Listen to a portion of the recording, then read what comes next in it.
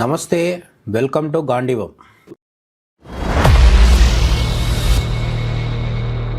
నరేంద్ర మోడీ 2014లో ప్రమాణ స్వీకారం చేసిన తర్వాత పీఓకేని తిరిగి స్వాధీనం చేసుకోవడం నుంచి మొదలు పెడితే అనేక చిన్న చిన్న విషయాలు, అంటే చిన్న చిన్న అని కాదు, పెద్ద పెద్ద విషయాలు కూడా, హిందూ దేవాలయాలు, మసీదులు, చర్చీలు ఇవన్నీ ప్రభుత్వ ఆధీనంలో ఉండవు, కానీ హిందూ దేవాలయాలు మాత్రం ప్రభుత్వాల ఆధీనంలో మగ్గుతూ ఉంటాయి.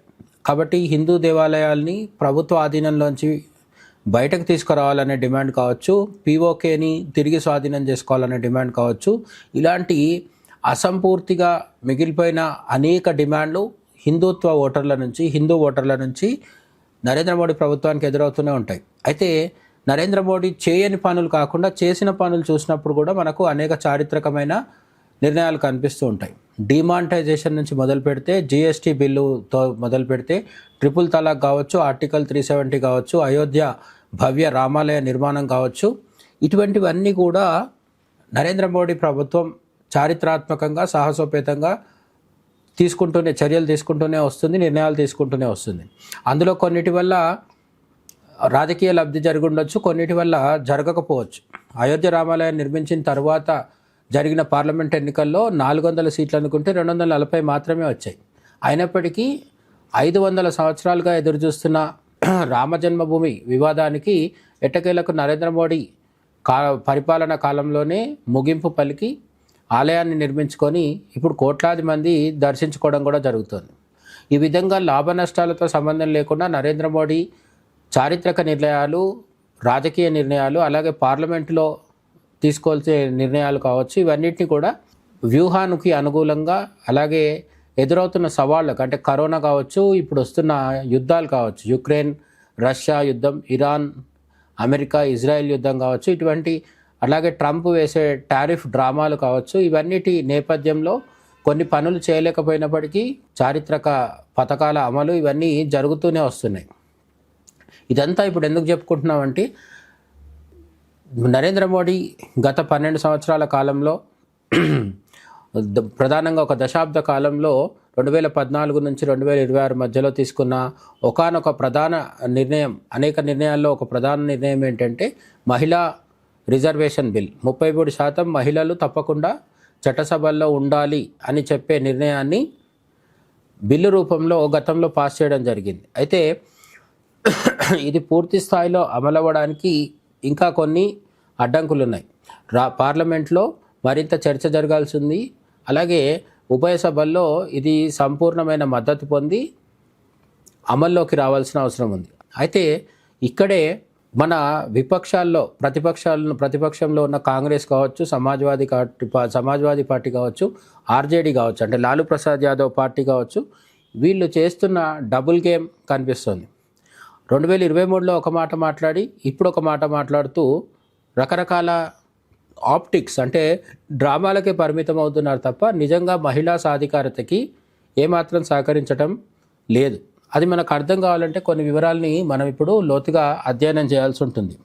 రిజర్వేషన్ బిల్లును వెంటనే అమలు చేయాలని డిమాండ్ చేసిన విపక్షాలు ఇప్పుడు ప్రభుత్వం ఆ దిశగా వేగంగా అడుగులు వేస్తుంటే అడ్డుకుంటున్నాయని బీజేపీ వాళ్ళు ఆరోపణ చేస్తున్నారు. ఎందుకు వాళ్ళు అలా చేయాల్సి వస్తుంది అంటే, తమిళనాడు, పశ్చిమ బెంగాల్ అసెంబ్లీ ఎన్నికల నేపథ్యంలో ఇప్పుడు పార్లమెంట్ సమావేశాలు నిర్వహించడం మోడల్ కోడ్ ఆఫ్ కాండక్ట్, ఎన్నికల నియమావళి ఉల్లంఘన అవుతుందని కాంగ్రెస్ వాదిస్తోంది.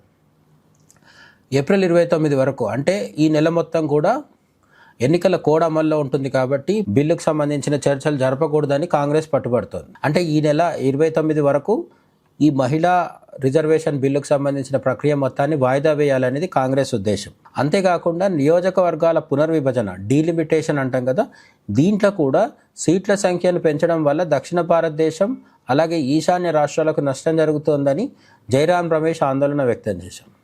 డీలిమిటేషన్ ప్రక్రియ మీద కూడా చర్చకు సిద్ధపడకుండా పార్లమెంట్లో చర్చ జరిగితే ప్రభుత్వం యొక్క ఉద్దేశం అధికారికంగా తెలిసే అవకాశం ఉంది.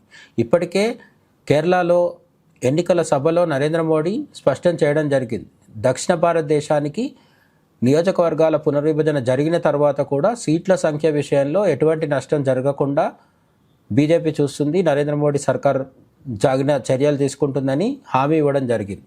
అయితే ఎన్నికల సభల్లో చెప్పే మాటలు అధికారికం కాదు కాబట్టి పార్లమెంట్లో చర్చ జరగాలి. కానీ పార్లమెంట్లో చర్చ జరగడానికి ఎవరు అడ్డుపడుతున్నారంటే మళ్ళీ ఇదే కాంగ్రెస్ వాళ్ళు అడ్డుపడుతున్నారు. దక్షిణ భారతదేశానికి ఈశాన్య భారతదేశానికి నష్టం జరుగుతుంది అని చెప్పేది కాంగ్రెసే. పార్లమెంట్లో చర్చిద్దామన్నప్పుడు వద్దని చెప్పేది కూడా ఎన్నికల కోడ్ని నెపంగా చూపించి వద్దని చెప్పేది కూడా కాంగ్రెసే. బిల్లు పాస్ అయి 30 నెలలు గడిచాక ఇప్పుడు ఎన్నికల సమయంలో ఇంత వేగంగా ఎందుకు ముందుకు వెళ్తున్నారని విపక్షాలు ప్రశ్నిస్తున్నాయి. ఇది నిజంగా వ్యాలిడే. బిల్లు పాస్ అయి 30 నెలలు అయిన తర్వాత ఇప్పుడు ఈ ప్రక్రియనంతా ఎందుకు స్పీడప్ చేస్తున్నారనేది అపోజిషన్ వేస్తున్న ప్రశ్న. మరి దానికి అధికార పక్షం ఏం చెప్తుంది అంటే కేవలం బెంగాల్, తమిళనాడు ఎన్నికల్లో లబ్ధి పొందేందుకే బీజేపీ బిల్లును ఇప్పుడు తెరపైకి తెచ్చిందని విపక్షాలు మనం ఇప్పుడే ఇంతకుముందు చెప్పుకున్నట్టుగా బెంగాల్, కేరళలో కొన్ని ఓట్లు సీట్లు రాబట్టుకోవడం కోసమని ఈ డీలిమిటేషన్ కావచ్చు, మహిళా రిజర్వేషన్ బిల్లు గురించి కావచ్చు బీజేపీ పార్లమెంట్లో హడావిడి చేస్తుందనేది అపోజిషన్ చేస్తున్న ఆరోపణ. కానీ ఒకసారి మనం వెనక్కి తిరిగి చూస్తే 2023 బిల్లు పాస్ అయినప్పుడు సెన్సస్ అంటే జనాభా లెక్కలు జరగకున్నా సరే వెంటనే అమలు చేయండి అని చెప్పి అప్పుడు మన ప్రతిపక్షాలు కాంగ్రెస్తో సహా అందరూ కూడా డిమాండ్ చేయడం జరిగింది. మహిళా రిజర్వేషన్ బిల్లును వెంటనే అమలు చేయండి అని చెప్పారు. కానీ ఇప్పుడు దానికి విరుద్ధంగా మాట్లాడుతూ జనాభా లెక్కలకు కూడా ముడిపెడుతూ మరింత జాప్యం అయ్యేలాగా, మరింత వాయిదా పడేలాగా ఏదో ఒక విధంగా 2029 ఎన్నికలకి సమయానికి ఇటు డీలిమిటేషన్ అటు మహిళా రిజర్వేషన్ బిల్లులు రెండు కూడా అమల్లోకి రాకుండా ఉండేలాగా కాలు అడ్డు పెట్టడానికి మన ప్రతిపక్షాలన్నీ ట్రై చేస్తున్నాయి. మరి ప్రభుత్వం ఏమంటుంది అంటే కేంద్ర మంత్రి కిరణ్ రిజిజు చెప్తున్న దాని ప్రకారం కేంద్ర బిల్లు అమలుకు చాలా సమయం పడుతుందని, ఇప్పుడు ఆలస్యం చేస్తే 2029 లోక్సభ ఎన్నికల నాటికి అమలు చేయడం కష్టమని కిరణ్ రిజిజు చెప్తున్నారు. మహిళా రిజర్వేషన్ బిల్లు కావచ్చు, డీలిమిటేషన్ కావచ్చు, ఇవన్నీ సాధ్యమవుతాయా అంటే మోడీ, అమిత్ షా తలుచుకున్న తర్వాత రకరకాల వ్యూహాలతో ముందుకెళ్తూ ఇప్పటికీ అనేక కష్టతరమైన పనులు, అసాధ్యమైన పనులని వాళ్ళు పార్లమెంట్ వేదికగా చేయడం జరిగింది. జిఎస్టీ బిల్లు తీసుకొచ్చినప్పుడు, ఆమోదింపజేసినప్పుడు కూడా ఉభయ సభల్ని సమావేశపరిచి ఒకేసారి జిఎస్టీ బిల్లు ఆమోదింపజేసుకోవడం లాంటివి మనం గతంలో చూసాం. కాబట్టి ఈసారి కూడా మహిళా రిజర్వేషన్ బిల్లు, డీలిమిటేషన్, ఇంకా వీలైతే యూసీసీ కూడా మనకు త్వరలోనే పార్లమెంట్లో చర్చకి వచ్చే విధంగా కనిపిస్తోంది. మరి ఇవన్నీ 2029 లోపు పూర్తి చేస్తారా అంటే నరేంద్ర మోడీ 3వ టర్మ్ నడుస్తోంది కాబట్టి వీలైనన్ని ఎక్కువ చారిత్రక నిర్ణయాలు, కీలక నిర్ణయాలు బీజేపీ పార్టీకి సైద్ధాంతికంగా ఎప్పటి నుంచో ముడిపడి ఉన్న యూసీసీ లాంటి నిర్ణయాలు ఖచ్చితంగా తీసుకుంటారనే భావించాలి. ఏం జరుగుతుందో మనము వెయిట్ చేసి చూడాల్సిన అవసరం అయితే ఖచ్చితంగా ఉంది. మీరు ఏమనుకుంటున్నారో దీని గురించి కామెంట్ సెక్షన్లో చెప్పండి. జై హింద్.